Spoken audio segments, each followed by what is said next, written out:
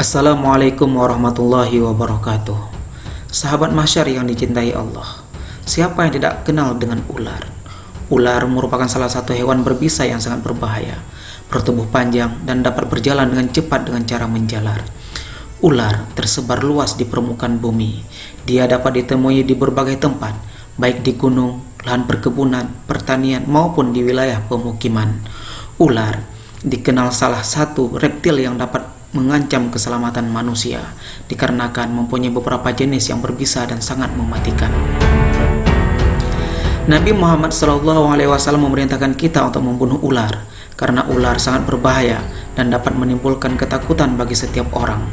Hal ini dapat dilihat dari hadis yang diriwayatkan oleh Ibnu Mas'ud dan Abu Hurairah. Rasulullah SAW bersabda, "Bunuhlah semua ular.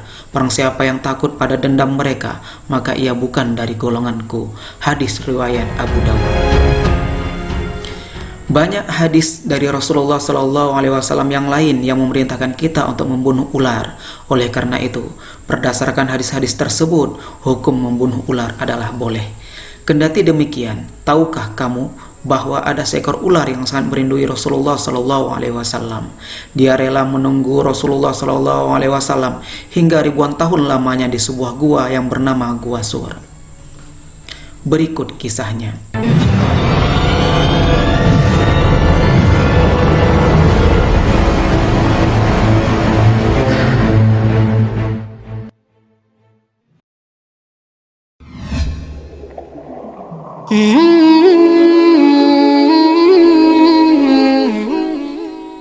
Kisah ini bermula sejak keikutsertaan Abu Bakar dalam hijrah beliau ke Madinah. Sebelum hijrah dimulai, kaum kafir Quraisy merencanakan pembunuhan kepada Nabi Muhammad SAW. Namun mereka kehilangan jejak Rasulullah SAW dan hanya menemukan seorang pemuda bernama Ali bin Abi Thalib di bilik Rasulullah SAW. Dalam perjalanan hijrah Nabi ke Madinah, Abu Bakar senantiasa menemani Nabi SAW hingga sampai ke sebuah tempat persinggahan yang bernama Gua Sur. Dari Gunung Sur ke Madinah masih berjarak sejauh 8 km.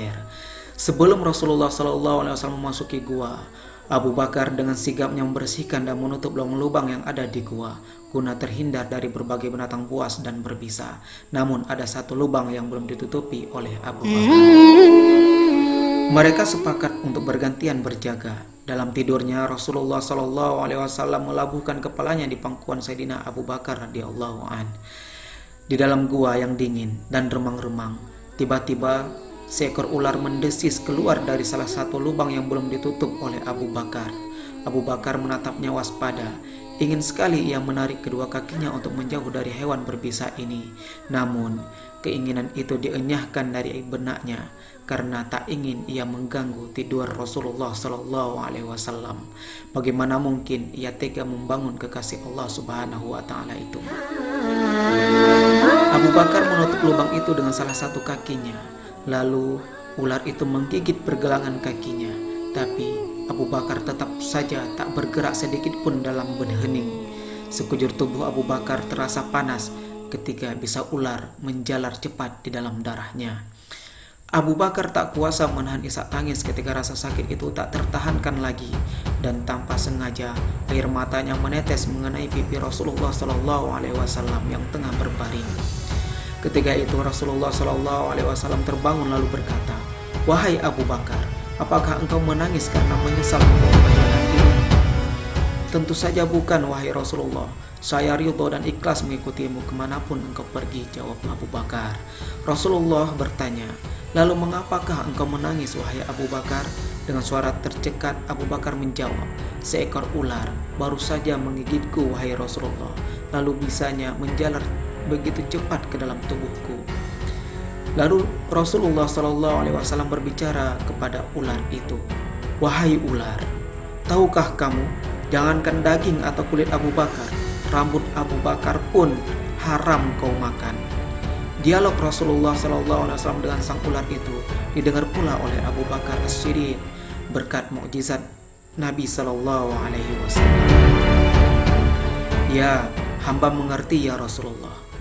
Bahkan sejak ribuan tahun yang lalu, ketika Allah mengatakan, barang siapa memandang kekasihku Muhammad, fi ainil mahabbah, atau dengan mata kecintaan, aku anggap cukup untuk menggelar dia masuk ke surga, kata sang ular. Ya Rob, beri aku kesempatan yang begitu cemerlang dan indah. Aku ingin memandang wajah kasihmu fi ainal mahabbah, lanjut sang ular tersebut. Apa kata Allah Subhanahu wa Ta'ala, Tuhan semesta alam? Silakan pergi ke Gua Sur.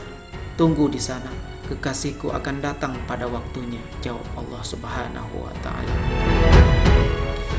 Ribuan tahun aku menunggumu di sini. Aku digodok oleh kerinduan untuk jumpa engkau. Tapi sekarang ditutup oleh kaki Abu Bakar, maka kugigitlah dia. Aku tidak ada urusan dengan Abu Bakar. Aku ingin ketemu engkau, wahai Nabi Muhammad sallallahu alaihi wasallam, jawab sang ular.